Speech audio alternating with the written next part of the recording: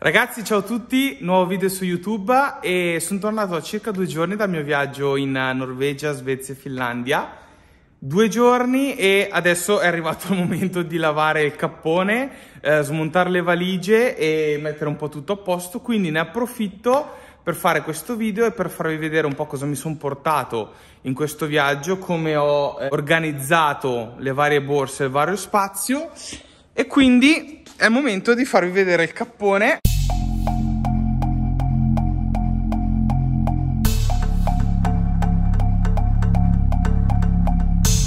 Ovviamente non voglio insegnare a caricare la moto a nessuno, questo video è solo per farvi vedere come ho caricato la mia moto per il mio viaggio. E anzi, se avete dei consigli o se vi va di scrivermi sotto nei commenti come caricate le vostre e cosa vi portate dietro, ancora meglio, così magari si può prendere spunto per il prossimo viaggio. E credo che il bello di poter condividere qua su YouTube queste cose è proprio che magari un'altra persona fa in un modo diverso dal tuo e si possono prendere vari spunti. Questa secondo me è la cosa più bella.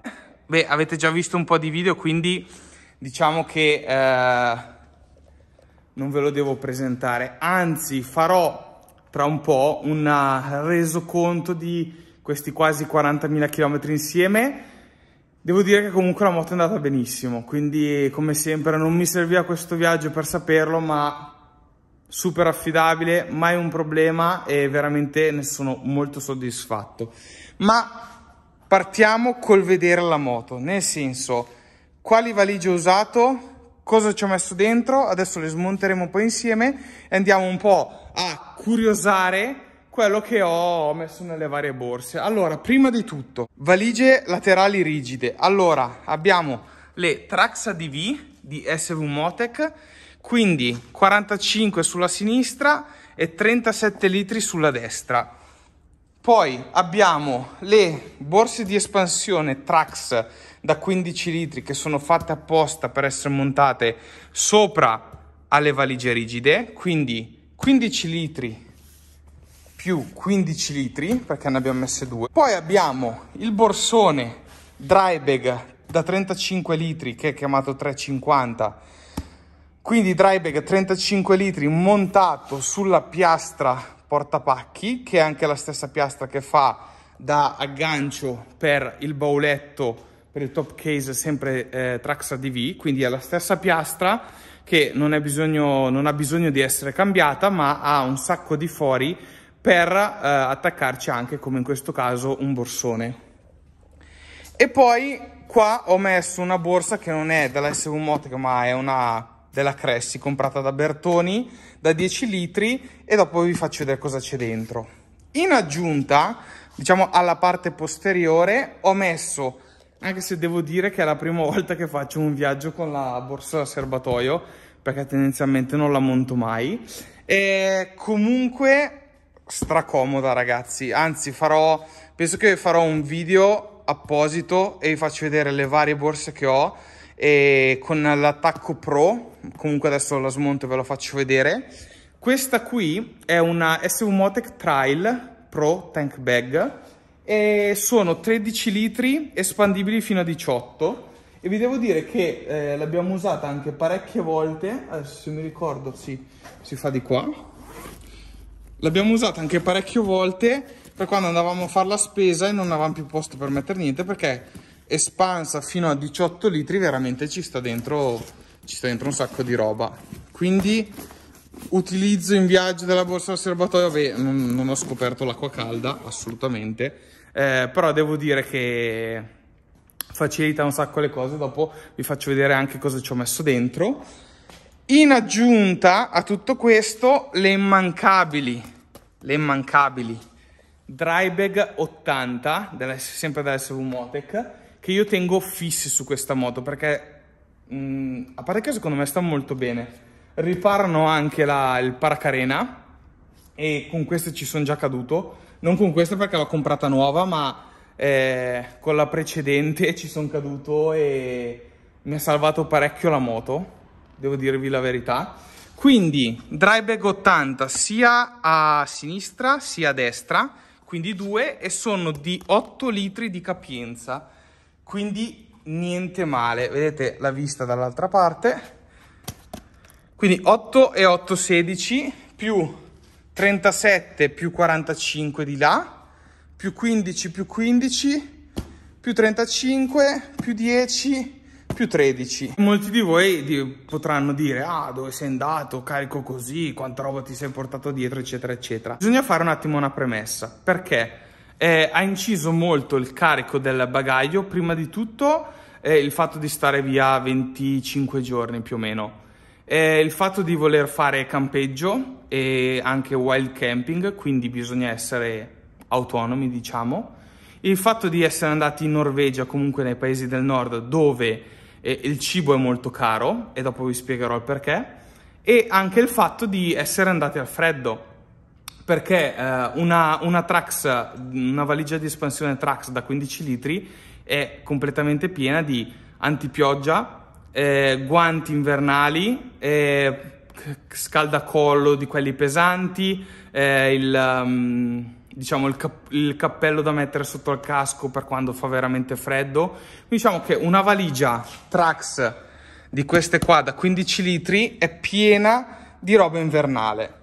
Quindi perché? Perché appunto siamo andati in Norvegia, dove le temperature sono state dai 6 ai 15 gradi. Quindi quando parti dall'Italia, fai la Germania, che comunque sono 30 gradi, e poi arrivi lì, ovviamente l'abbigliamento non può essere lo stesso.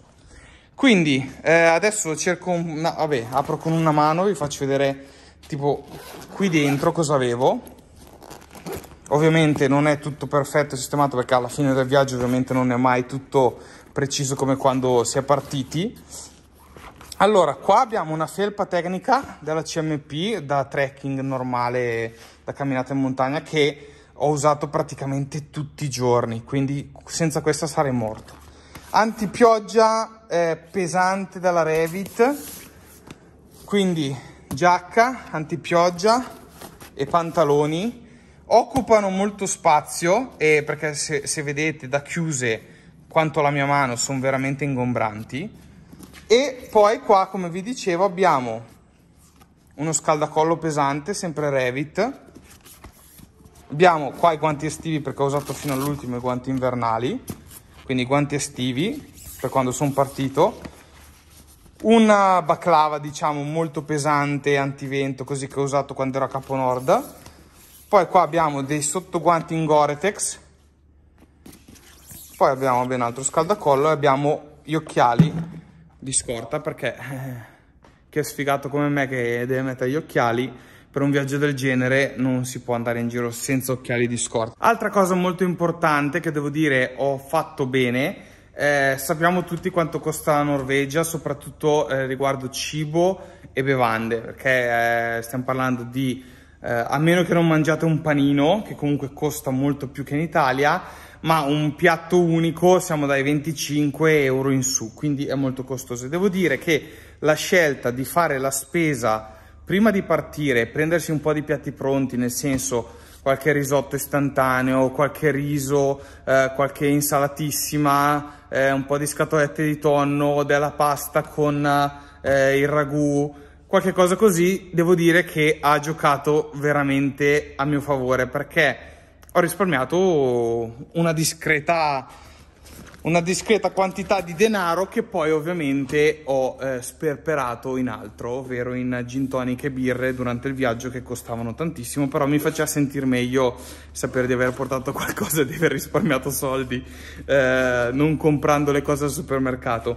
Comunque vi faccio vedere che questa altra Trax di espansione a 15 litri, allora quando sono partito era ricolma di cibo, ok?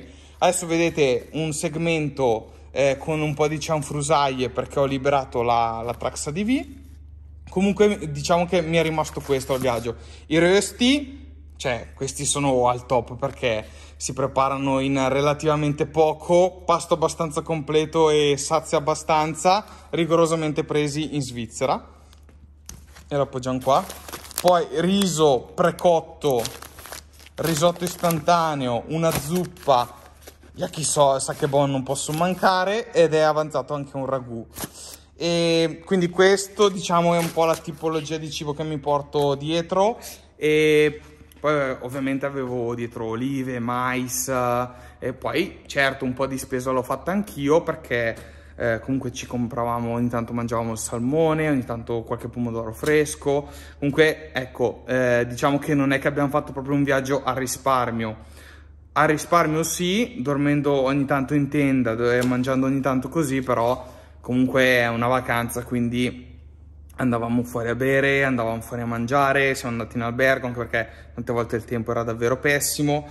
Poi qui ho un sacco letto e poi niente, una borraccia, una coperta d'emergenza se fa freddo, e questo per quando mi fermavo per legare il casco ed altre cose. Allora adesso andiamo a vedere cosa ci sono, cosa ho messo. Allora adesso andiamo a vedere cosa ho messo nelle due Trax ADV 37-45 litri e cosa ho messo nel dry bag da 35 litri. Allora, dry bag Trax ADV da 37 litri. Prima di tutto qua ho messo i miei due treppiedi, quindi ho messo queste due cinghiette, qua ci incastravo i due treppiedi, così me li portavo sempre in giro per far foto e video eccetera eccetera. E qua con questa comoda borsettina Trax Gear, praticamente era la borsa dei vestiti, molto comoda perché quando andavo in campeggio eccetera eccetera, al posto di dover tirare fuori tutta la roba un po' alla cazzo di cane, tiravo fuori la mia bella borsetta e dove avevo dentro i vestiti. Io mi sono portato, allora mi sono portato, visto che abbiamo fatto anche 3 trekking, mi sono portato un paio di jeans, un paio di pantaloni della montura tecnici da trekking, poi mi sono portato 6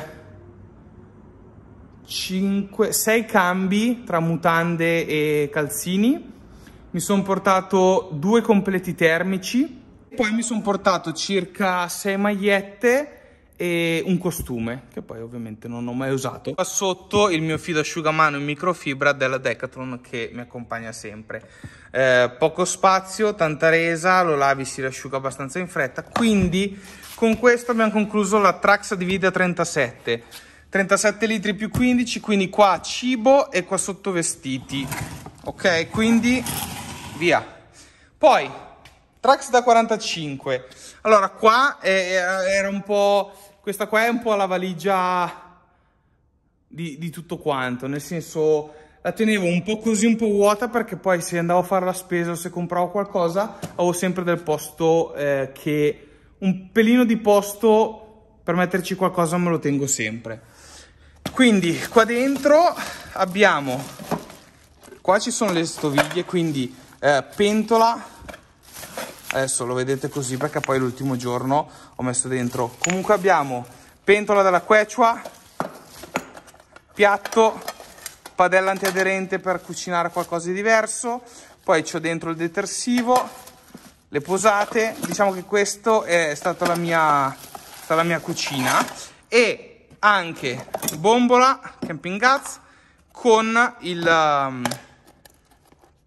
questo che ho comprato poco prima del viaggio, perché anche il pezzo integrato e costa sui 35 euro, ma devo dire che non devi star lì a avere accendini, mica accendini in giro, quindi super comodo. E questa qua piccola, ma ne avevo anche un'altra grande di scorta che ce l'ho dentro alla Cressy da 10 litri. E poi vabbè, carta igienica e salvettine, ragazzi, cioè non è che ve lo devo dire io, salvettine e carta igienica, cioè sono fondamentali. Lesiniamo su tutto, ma cortesemente non sulla carta igienica.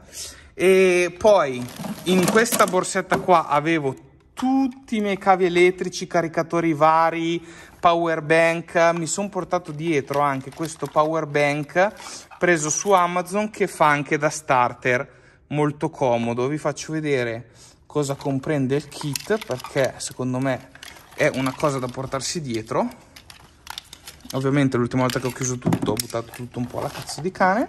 Quindi power bank, i cavi per la batteria, ma altra cosa molto interessante è questo, quindi avete una presa accendisigari da poter attaccare a questo starter, lo trovate su Amazon, quindi molto comodo da portarsi indietro. molto molto comodo da portarsi dietro. Quindi questa qua, poi Quechua, il riparo per la fiamma del nostro gas. Questa mi accompagna da anni, fin dai viaggi in macchina, quindi viene sempre con me, tazzina Ferrino. Qua poi abbiamo iPad per scaricare un po' i video eccetera. Qua abbiamo il drone con la batteria messa qua e poi l'acqua, una bella borraccia da 1,5 litri, così da poter caricare quando si è in giro acqua. E devo dire che facendo wild camping pensavo in Norvegia di non avere mai problemi con l'acqua, ma quando ti devi lavare te, devi lavare magari le pentole, ti serve l'acqua per cucinare qualcosa, io devo dire che avevo questa qua da 1,5 litri più un'altra da 0,70 e di acqua ne va, quindi sì, magari la prossima volta me ne porto 2 da 1,5 litri, però comunque ce l'ho fatta lo stesso, quindi non bisogna mai esagerare. Questa diciamo era la dotazione della Trax ADV da 45 litri e adesso passiamo, perché sennò il video diventa lunghissimo, vi faccio vedere la dotazione da campeggio. Allora, qui abbiamo la fantastica sedia che è praticamente una sdraio, quella sempre su Amazon, poi dovrei mettervi anche il link. Poi cuscino Bertoni, sacco a pelo pesante, ecco ragazzi, cosa importantissima, ovviamente se non fossi andato in Norvegia avrei preso un sacco a pelo diverso che occupasse molto meno spazio. Purtroppo andando in Norvegia e le temperature sono state abbastanza infauste, ho dovuto portarmi dietro un sacco a pelo grosso, quindi 0 gradi comfort e ovviamente consuma spazio, cioè porta via tanto spazio, perché a meno che voi non spendiate 2, 3, 400 euro per un sacco a pelo di quelli super professional da trekking veramente cazzuti, che allora occupano poco spazio, ma io questo qua l'ho pagato circa 50 euro e per me va bene così. Poi abbiamo dei calzini un po' smarciulenti che non so da dove arrivano, e abbiamo la nostra tenda Bertoni Extreme, di cui troverete il video online perché ho fatto anche un video di presentazione. Poi qua abbiamo picchetti e paleria che metto sempre separati per preservare un po' di spazio. Qui abbiamo questo fantastico materassino che mi ha salvato veramente la vacanza, perché è abbastanza spesso e veramente mi ha fatto dormire bene. Per me che sono un cinghiale un po' strettino, però cioè pagato 35 euro. A differenza del Sea Summit di Luca che l'ha pagato 225, cioè io questo l'ho pagato 35, arrivare a 225 un po' di gin tonic sono usciti, quindi approvato. E ciabattine Adidas che non possono mai mancare quando si va in campeggio libero. Coperta d'emergenza che, come vedrete poi nella recensione della tenda, è il mio telo sottotenda, mettiamo lì. Antipioggia da trekking della Revit, diciamo che è quella da enduro, ma io la uso per far trekking. E poi c'è lui ragazzi, che lo vedete sempre nella recensione della tenda, e questo veramente è tanta roba, tanta roba. E non deve mai mancare per il wild camping. E poi mi sono portato dall'Italia la diavolina. Ne abbiamo consumata più di metà e questa è stata fondamentale, quindi diavolina forever. Beh, questo è il contenuto della dry bag da 35 litri. Qua dentro ho le scarpe, che mi sono portato un paio di scarpe, e qua abbiamo una bombola di scorta, mentre le due dry bag 80, quindi quelle laterali sul paracarena, allora questa qua di destra è riservata a, diciamo, officina mobile, se così vogliamo chiamarla. Quindi mi sono portato, ragazzi, mi spiace per il video, ho fatto un po' così, ma è molto rapido. Grasso catena, mi sono portato un po' di olio di scorta, questo boccettino qua, di olio per il cappone, anche se ovviamente non c'è stato bisogno.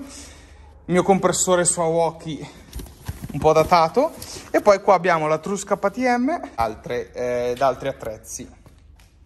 Mentre sulla dry bag di sinistra avevamo giù la farmacia, se mi ricordo bene.